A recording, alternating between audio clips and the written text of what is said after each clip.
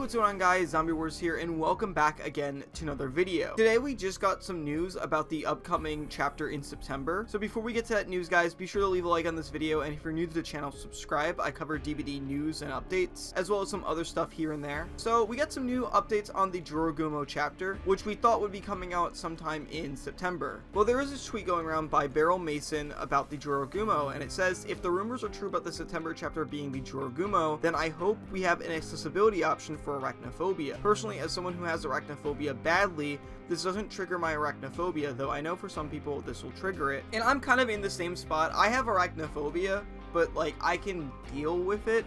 But I do know I was seeing a lot of people complaining about the new chapter being, well, a spider woman because of arachnophobia online. So DBD has actually responded to this tweet. They said, listen folks, the only spindly limbs we're currently planning on having in the fog are those of the entity. Regardless, this has created some great discussion on the topics of accessibility in Dead by Daylight, and we're taking notes. So thank you for sharing your thoughts and concerns on how everyone can have a better experience within the game. So this straight up confirms that the next chapter is not going to be the Jurogumo. So even though that it looked like the teaser that was in the Freddy Fazbear map was actually teasing this future killer, it seemed pretty straightforward to me.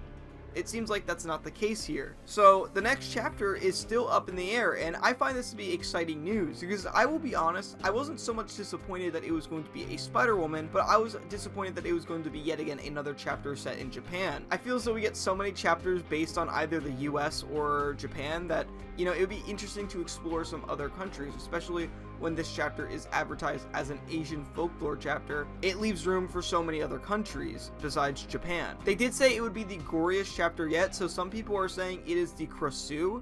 Now, we don't have any evidence pointing to this being the case other than it's an Asian folklore character, and it's also a pretty gory character, but there's no evidence in game or hints that would probably lead to this being the case. Whenever the Freddy Fazbear map returns from the PTB, it's possible maybe there will be some more hints that refer to the new chapter, but as it stands, this arcade machine means absolutely nothing in terms of what the next chapter is going to be. So the Jurogumo is out of here. The Jurogumo is not coming to Dead by Daylight. In addition to the Jurogumo news, there's actually some news on Resident Evil. Now this one doesn't really mean much to me because I feel like it can just mean absolutely nothing, but people have been talking about this tweet from Eric Pope, where someone asked Eric Pope, just tell me about the November chapter isn't another Resident Evil chapter. And then Eric Pope responded, why would it be? Now, this I feel like doesn't really mean anything. I feel like this is just him genuinely asking why would it be, and it could still very well be.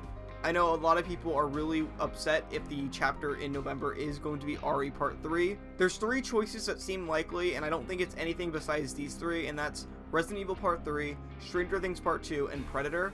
And right now, it looks like Predator is the most likely one. Stranger Things does seem a little more likely as well. I would put RE Part 3 as probably the least likely of the 3. I actually did just watch Predator, so I'm planning on making a video about the Predator license coming in the DBD soon. But I wouldn't really call this one debunking because Eric Pope doesn't debunk it. And even if he did, we've gotten licensed before in the past where the IP holder said they would never come into the game, and then they do like a year later. An example of this would literally be Chucky. There's also some Five Nights at Freddy's menu music that was found in the PTB. Now this one I find interesting because I feel as though that this alludes to the fact that we are getting more skins than what was revealed. We know whatever this menu theme is, it is a Five Nights at Freddy's theme because of the fact that it says SAVE, like the Save Them minigames in it.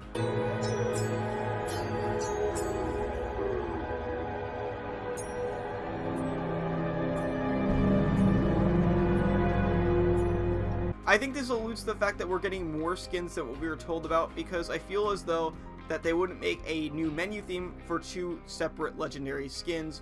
They would probably just use the regular Springtrap theme. And quite honestly, the new menu theme I have a hard time seeing fitting on both of the legendaries for Springtrap. It could possibly be Survivor shirt skin themes, but I don't really see that either. So we're just gonna have to wait and see. To me, it sounds like it would be on someone like the Puppet or something, which I know we'll never get, but it does sound like it would be for a character like that and not for Springtrap or for a t-shirt. That's pretty much all I have to share with you guys. That's some news we have relating to Dead by Daylight, both about the Jurogumo and Resident Evil, and also possibly Five Nights at Freddy's. Thank you guys so much for watching. I'll see you on the next video. Have a great day, and peace.